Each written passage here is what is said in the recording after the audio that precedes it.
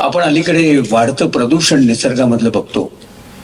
झाडं रस्ता रुंदी करतात, झाडं तोडली गेल्याचं आपण बघतो. हे निसर्गावर जे सगळं आक्रमण होत आहे याचा तुमच्यासारख्या संवेदनाक्षम मनाच्या मंडळींना नेमकं यातनं काय वाटतं आणि त्यातनं कधी काही सुचतं का?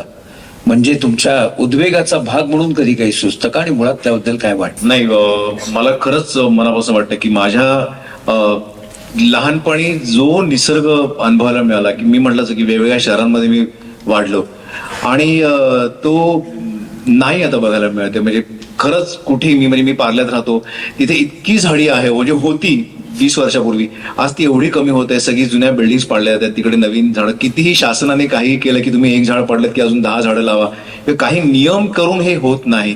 त्याला आपल्या स्वतःची मनातनं आज जाणीव असावी लागते की मी आज हे झाड तोडणार आहे का तोडावं, आणि तोडलं तर मला पुन्हा 10 झाडं तिथे उभी करायची. पण खूप वाईट वाटतं की नेचर पासून आपण किती लांब चाललोय. आणि म्हणून मग आपल्याला शहरातनं जाऊन कुठेतरी सुट्टी काढून वर्षातनं एकदा मग आपल्याला कुठेतरी कोकणात जावं लागतं, कुठेतरी अशा ठिकाणी जावं लागतं की जे आपल्याला मिळू शकत नाही. आपली क्रिएटिव्हिटी आपल्याला चाचपून बघण्याकरता कुठेतरी बाहेर जाऊन अशा नेचरमध्ये जावं लागतं की जे आपल्याला आपल्या शहरात मिळायला पाहिजे ते नाही मिळत. त्याचं खूप दुःख होतं. मला असं वाटतं की प्रदूषणाची पण आपल्याला खूप सवय झालेली आहे आणि आपण आपल्याच नकळत विसरून गेलेलो आहोत की कधी आपण निसर्गात राहत होतो. सिमेंटच्या जंगलामध्ये प्रदूषण, रहदारीमुळे आणि अनेक कारणांमुळे होणारे जे प्रदूषण आहे त्याचे आपण इतके सवयीचे झाले होते. आमचे नायगावकर गमतीने म्हणतात, परवा मी डॉक्टरकडे गेलो होतो तेव्हा ते म्हणाले, अहो तुम्हाला ताप आलाय काय, तुम्ही निसर्गात वगैरे गेला होतात की काय? आता एक काम करा, शहराच्या गटारा बाहेर जरा 4-5 फेऱ्या मारून या, म्हणजे तुम्हाला बरं वाटेल. इतकी आपल्याला प्रदूषणाची आपणच आपल्याला अंगवळणी पाडून घेतलेलं आहे. निदान आता जी उरलेली झाडं आहेत ती तरी आपण जपू शकतो का आपल्या लहान मुलांप्रमाणे? हा आपला खरा प्रश्न आहे असं मला वाटतं. नायगावकरांवरनं आठवलं, त्याने एका कार्यक्रमात बोलता ते म्हणाले होते की ते वाईचे, त्यामुळे त्यांना कायम हनीमून स्पेशल गाडीमधनच जायला लागतं महाबळेश्वर त्या रस्त्यावर असल्यामुळे. ते म्हणले, मी एकदा बघितलं एक जोडपं बसलं आतमध्ये आणि त्यांनी कंडक्टरला बोलवून सांगितलं की अहो ते निसर्ग सौंदर्य का काय ते आलं की आम्हाला उठवा बरं का.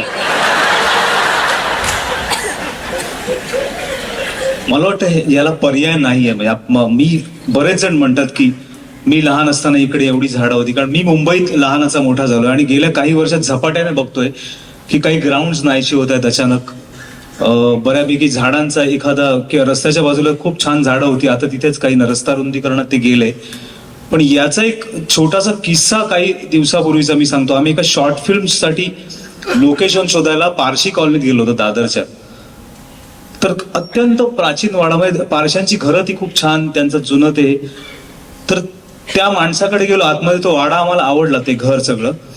तर खिडकीत तो पारशी म्हातारा बसला होता आणि आम्ही सगळं सांगतो हे आहे ते आहे. तर आम्हाला आमच्या डिरेक्टरला बाहेर झाड हवं होतं, कारण त्या झाडाखालून काही सीन चित्रित करत. तो वाडा अत्यंत चांगला होता, पण दुर्दैवाची गोष्ट म्हणजे तिथे बाहेर झाडं नव्हती. तर त्या म्हाताऱ्याला आम्ही हे सांगितलं की हा वाडा आम्हाला उत्तम वाटतोय पण झाड नाही. तर त्यावर तो म्हणाला, आमचा डिरेक्टर म्हणाला की आपण ते क्रोमा करून नंतर ऍडजस्ट करू. तर तेव्हा तो म्हातारा म्हणाला की सांगायला लागला की मी गेली कित्येक वर्ष आम्ही इथे आहोत, आमच्या 3 पिढ्या इथे गेल्या, मी लहानपणापासून बघतोय.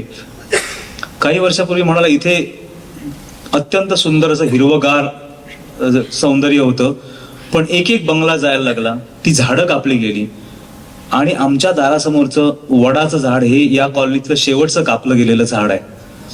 आणि मला असं वाटतं की आणि तो इतका इमोशनल झाला, कारण त्या माणसाने त्याचं लहानपण सांगितलं, त्या झाडाखालचं तरुणपणीच्या काही आठवणी सांगितल्या, मग तिथे लोक बसायचे, मुलं खेळायची, हे सगळं सांगितलं. तर मी त्याला इतकंच म्हणालो की बिल्डर लॉबी जिम्मेदार आहे ना इसके लिए, म्हणजे त्यांच्या विरुद्ध काहीतरी केलं पाहिजे. तर तो म्हणाला नाही बेटा समय जिम्मेदार आहे, असं तो म्हणाला. तर त्या सगळ्या त्याच्या बोलण्यावरून मला एक कविता सुचली आणि मला वाटतं मी हिंदीत ती कविता लिहिली होती, कारण ते सगळं बोलणं आमचं हिंदीत होतं. तर ते मी वाचून दाखवतो. चांद की बिंदी लगाकर सितारों से लदी सियाह दुल्हन सा काला, चांद की बिंदी लगाकर सितारों से लदी सियाह दुल्हन सा काला, तो कभी चहकते दरख्त की टहनियों से झांकता, सपनीला 7 रंगों वाला। दरख्त म्हणजे झाड, तो कभी चहकते दरख्त की टहनियों से झांकता, सपनीला 7 रंगों वाला। रुईदार बादलों में लिपटे परिंदों के कसीदों वाला, तो कभी बिजली की बुढ़िया के साथ गरजता, नानी की कहानियों वाला। अनगिनत रूप देखे हैं जिसके इस खिड़की के जरिए, अनगिनत रूप देखे हैं जिसके इस खिड़की के जरिए, वो आसमां न जाने आसमान से ऊंची इस इमारतों की भीड़ में कहां खो गया।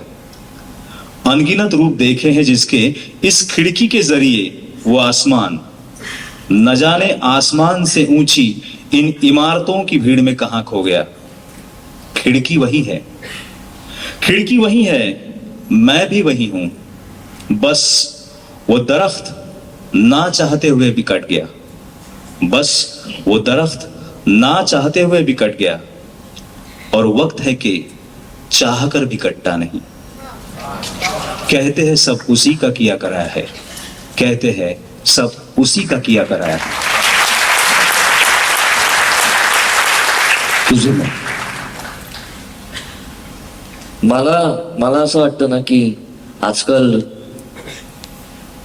माणसं मेली तरी आपल्याला वाईट वाटत नाही, झाडं मेली तर कोण दुःख करणार असं झालंय.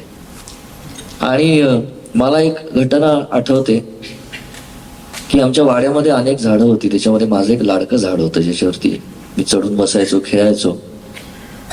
ते झाड ज्या दिवशी पाडलं त्या दिवशी मला आठवतं मी दिवसभर रडत होतो. तर हे रडणं किंवा हे जे असोसिएशन आहे हे मला असं वाटतं की पुढे जाऊन ते माणसांशी सुद्धा कुठेतरी निगडीत होतं. म्हणजे ते झाड मला माझ्या आजोबांसारखं वाटायचं.